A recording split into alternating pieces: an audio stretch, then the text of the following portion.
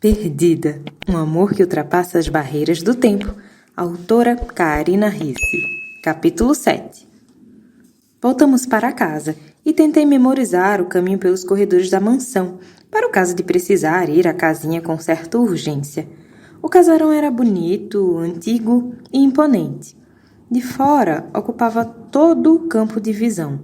Do lado de dentro, cada parede decorada com um quadro ou cada móvel tão bem trabalhado prendia minha atenção. Ian foi se limpar para o jantar e imaginei que isso significasse tomar banho. Então não fui com ele.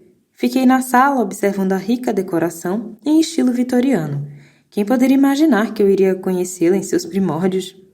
Tentando memorizar cada padrão da madeira escura da mesa no canto da sala, cada linha do tecido estampado e grosso do sofá com braços de madeira, cada detalhe das cortinas pesadas e encorpadas das janelas. Queria me lembrar de tudo quando eu voltasse para casa. O que aconteceria em breve, eu esperava. Eu queria tomar um banho também e me livrar daquele vestido quente que começava a pinicar minha pele. O problema é que eu não queria meter Ian em confusão e eu só tinha uma saia curta e uma regata para vestir. Talvez depois do jantar eu pudesse me trancar no quarto e finalmente refletir sobre aquele dia confuso. Foi nesse momento que Theodora entrou na sala, usando um vestido verde claro, justo no tronco e bufante na saia. Eu tive certeza de que ela usava todas aquelas coisas que a governanta me mandou vestir quando me entregou as roupas.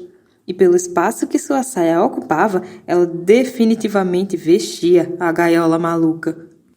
Senhorita Sofia, disse ela com muito entusiasmo, um pouco exagerado até. Como está se sentindo esta noite? Eu tinha falado com a garota fazia apenas 1 hora. Por que ela agia como se não me visse há 1 semana? Eu tô legal. E você, como vai? Também entrei na brincadeira. Muito feliz em revê-la. Ela sorriu afetada.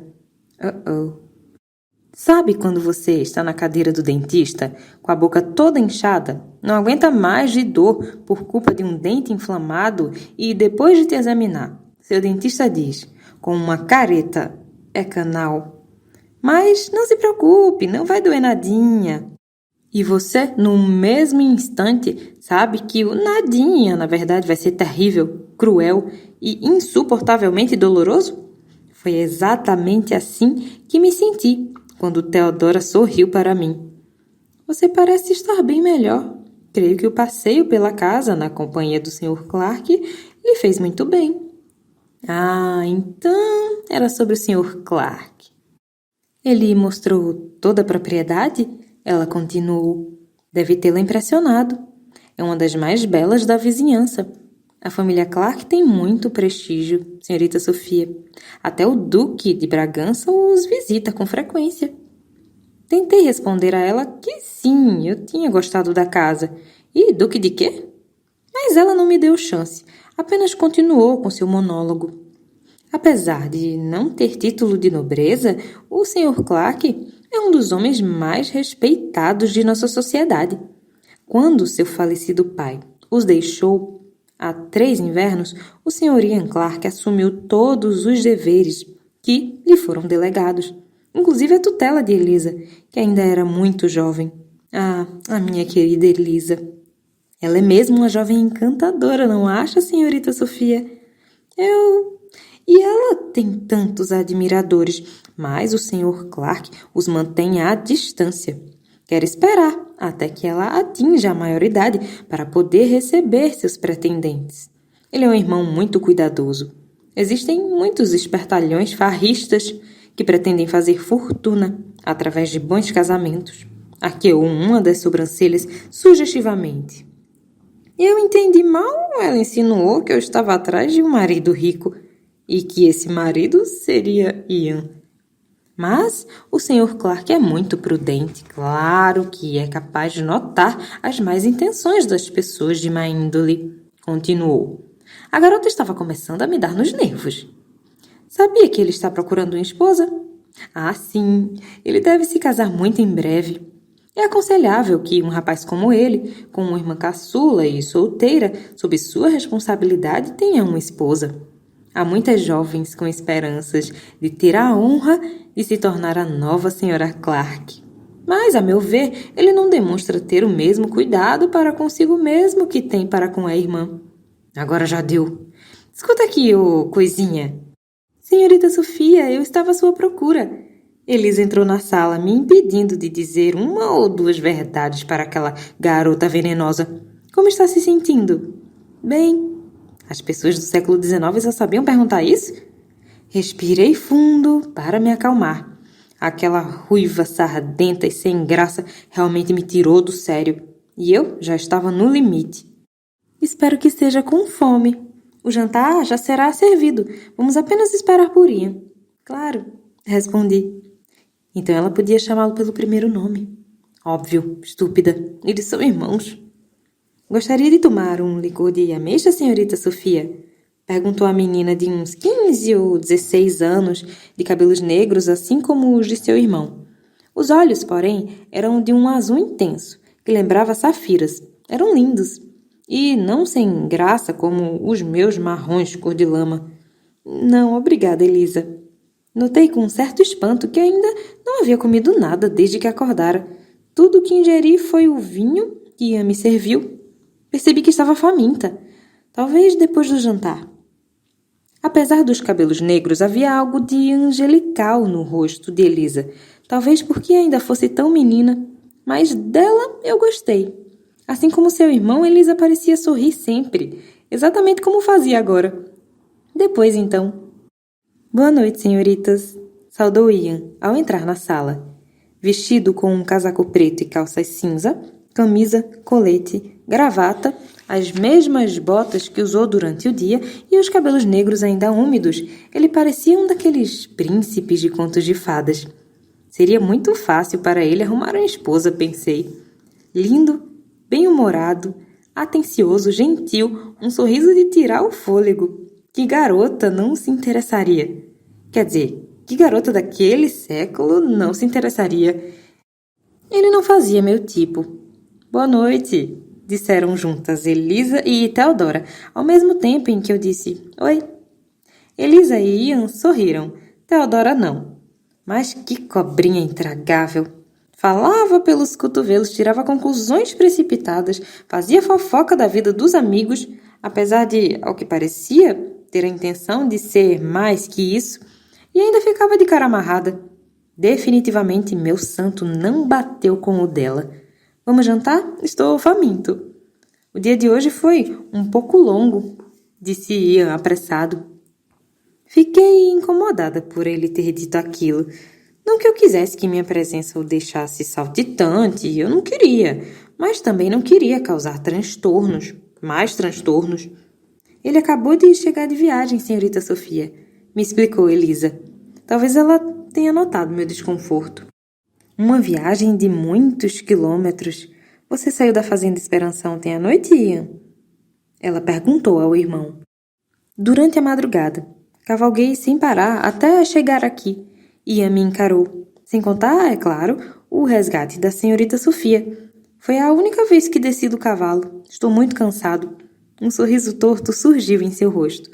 Eu desviei os olhos envergonhada. Quando Ian me encontrou, naquela manhã, eu não estava fazendo muito sentido e pensei que talvez ainda não estivesse, para dizer a verdade. Então vamos. O cheiro que vem da cozinha está me deixando louco, ele disse, esticando o braço para que fôssemos na frente. Gostei da sua última sentença. Desde que cheguei ali, era a primeira frase que poderia facilmente ser ouvida em meu mundo. Vamos, concordei, e segui as garotas, com Ian na minha cola. Ao chegarmos à sala de jantar, dei de cara com uma mesa gigante. Contei 12 cadeiras. Eles deviam receber muitos convidados. Sentei-me na cadeira ao lado de Elisa, Ian na ponta da mesa, e Theodora, claro, do outro lado. Fiquei surpresa ao ver que os pratos eram de porcelana. Não sei bem o que esperava. Eu não tinha ideia do que já havia sido inventado em 1830. Eles eram delicados, pintados à mão, circulares como os que eu conhecia. Mas, prestando atenção, dava para notar uma ligeira assimetria na circunferência, o que os tornava únicos e perfeitos em suas imperfeições. Um grande castiçal sobre a mesa iluminava o ambiente, com a ajuda de 2 menores sobre o aparador. Então, 2 empregados, que eu ainda não conhecia, começaram a trazer as bandejas de comida. O cheiro delicioso me atingiu como um soco. Meu estômago se empertigou diante de tanta fartura. Reconheci a tigela com sopa e a travessa de batatas. Havia um tipo de carne assada, mas não pude identificar de qual espécie era. Decidi que era da espécie carne e que eu estava faminta o bastante para comer qualquer coisa que fosse. Os empregados nos serviram, exatamente como garçons de restaurante, e me atirei à comida assim que meu prato foi colocado diante de mim. Quando o calor da sopa atingiu meu estômago, pensei que iria chorar. Estava tudo delicioso demais, fosse o que fosse.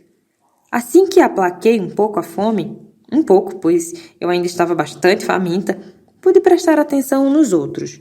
Não havia notado que eu tinha uma pequena plateia me observando, incluindo os 2 empregados. O que foi? Perguntei, depois de engolir a comida. Levei o guardanapo de linho à boca para me certificar de que não tinha nada espalhado em meu rosto. Que apetite a senhorita tem? Theodora observou, com um sorriso irônico nos lábios. Eu tô varada de fome, não comi nada o dia todo. Me perdoem se me portei mal, mas é que está tudo tão gostoso, eu disse, colocando outra batata na boca. Os irmãos riram. Nunca vi tal coisa, exclamou Theodora. Uma jovem que tem o apetite de um homem zarrão. Um sorrisinho estridente escapou de seus lábios. Eu acho divertido, disse Elisa. Como pode comer tanto e ser tão magra? Comer feito um homem não é divertido, Elisa. É deselegante. Olhe para isso. Theodora apontou para meu prato. Engoli a comida e tomei um gole de água. Acho que você nunca trabalhou na vida, Theodora. Respondi secamente. Trabalhar? Eu? O espanto em seu rosto não me surpreendeu. Se tivesse trabalhado, saberia que é difícil se manter em pé, apenas provando a comida. Eu trabalho muito, das 8 às 6, quase todos os dias da semana. Muitas vezes deixo de almoçar para dar conta de toda a papelada empilhada na minha mesa. Então, quando tenho a oportunidade de comer, e ainda mais uma comida tão boa quanto esta, eu como. Terminei, pegando um pouco mais de carne assada. Talvez fosse carneiro. O choque em seu rosto foi hilário. Você trabalha? Indagou Elisa, impressionada. Sim, no escritório financeiro. Cursei administração de empresas. Não era bem o que eu queria fazer, mas às vezes a vida sai um pouco do nosso controle e só resta seguir o fluxo. Mordi outra batata. Fiz estágio numa empresa enquanto ainda estava na faculdade. Eles acabaram gostando do meu trabalho e me contrataram. O salário não é extraordinário, mas eu tenho um plano. Me livrar do pesadelo chamado Carlos e com isso ver meu salário aumentar consideravelmente. Era um ótimo plano. Eu estava no 3º período da faculdade de artes quando meus pais faleceram. Precisei repensar minha vida depois disso. Tinha que me virar sozinha, pois daquele momento em diante estaria por conta própria. Resolvi botar os pés no chão e fazer algo que tivesse uma área de atuação mais ampla. Estudei muito para me tornar uma das melhores alunas do curso de administração. A sala ficou silenciosa. Engoli a comida. Você foi à faculdade? Perguntou Ian, a voz baixa e levemente rouca. Sim, Ian. Os empregados se entreolharam.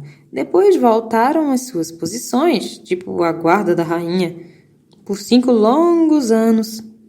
Só eu sabia como tinha sido difícil concluir meu curso, pagar por ele com uma renda tão baixa. Meus pais foram maravilhosos, mas não tinham muito para me deixar. Com exceção das lembranças doces, uma pequena poupança e o carro. O seguro dele, já que tinha sido destruído no acidente.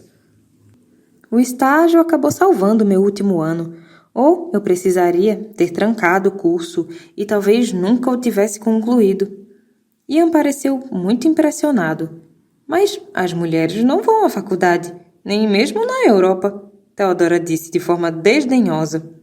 Não? Perguntei a Ian. Ele sacudiu a cabeça lentamente, os olhos intensos cravados nos meus.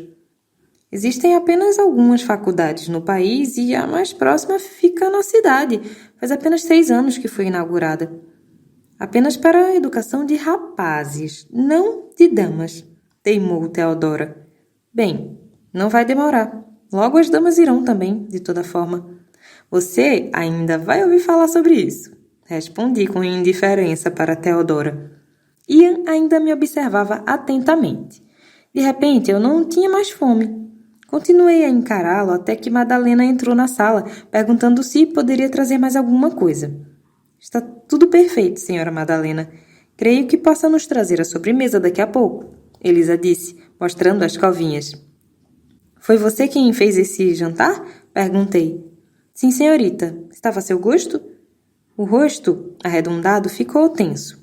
Madalena, você é um gênio da culinária. Estava tudo espetacular. Poderia ganhar um dinheirão abrindo um restaurante. Nunca tinha comido nada mais saboroso na vida, se bem que qualquer coisa era mais saborosa que a comida congelada a que eu estava habituada. Ela corou um pouco e, sorrindo, claramente embaraçada, me disse: É muita bondade sua, senhorita. Deu aquela baixadinha, inclinando a cabeça, e deixou a sala. A senhora Madalena adora quando algum convidado elogia sua comida. Aposto que ela veio aqui apenas para saber se o jantar lhe agradou, confessou Elisa. Fomos até a sala de jogos depois do jantar, e uma mesa redonda e antiga, que para a época era novinha, claro, com cartas de baralho e peças de dominó espalhadas, foi ocupada pelos 3. Theodora queria jogar, mas eu estava tão cansada que recusei. Esperei que um deles se retirasse primeiro, dizendo que já estava tarde. Ian já havia reclamado de cansaço.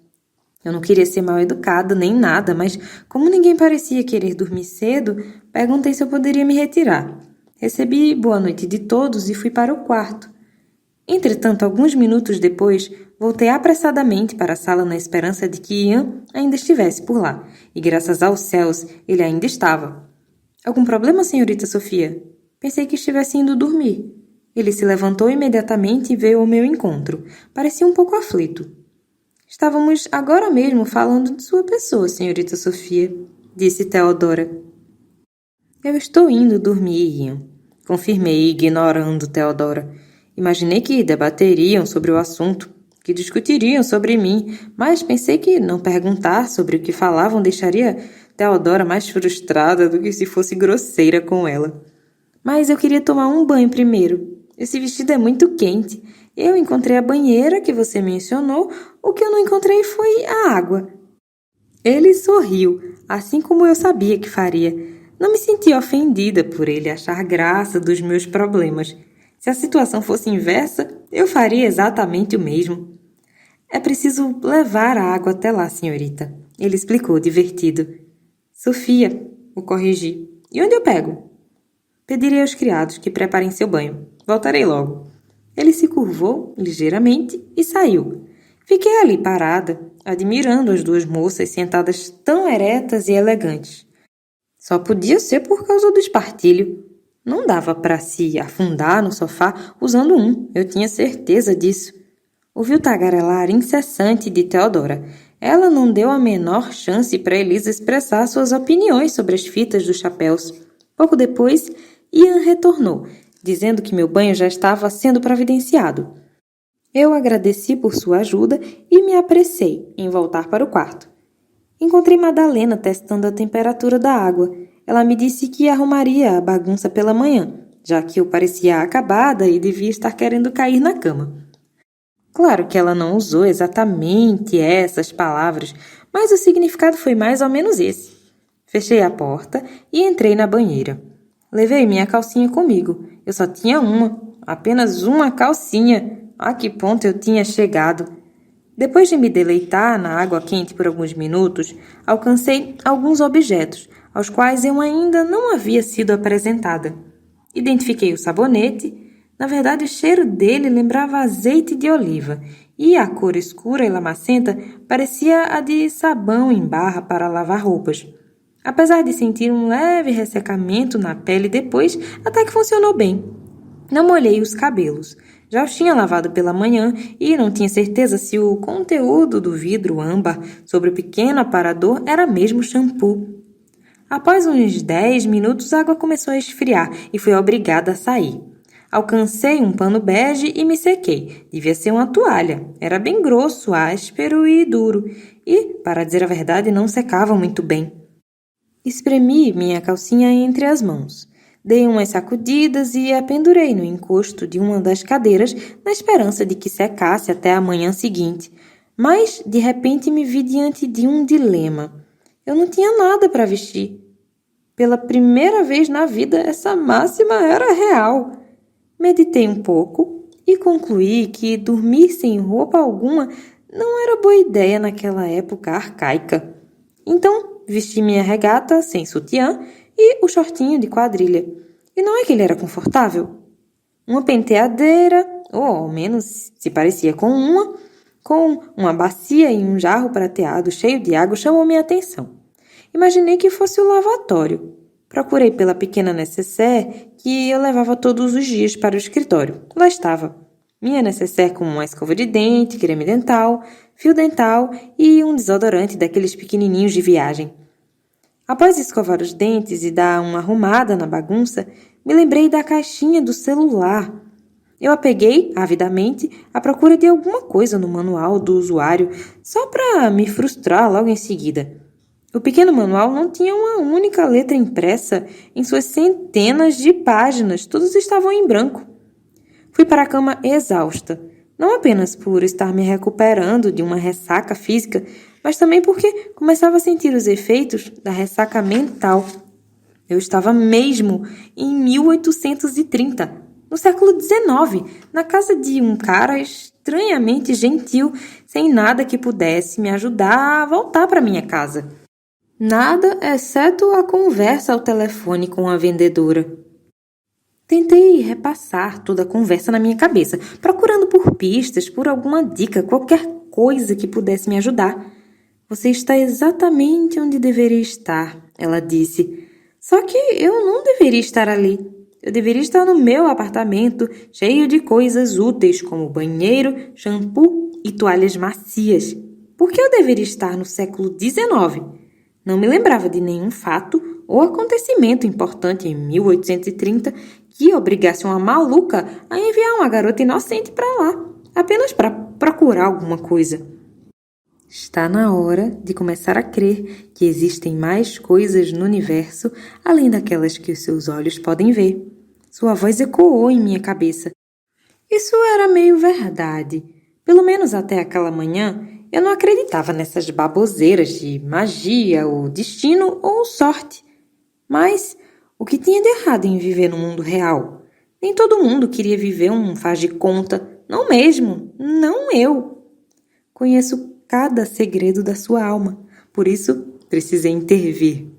De fato, ela realmente parecia saber o que eu estava pensando, como na parte em que pensei que ela tivesse falado com a Nina e ela respondeu não, antes mesmo que eu concluísse o pensamento. Mas, se isso fosse verdade, ela conhecer os segredos da minha alma, mesmo que isso fosse possível, como é que ser enviada para 1830 me ajudaria?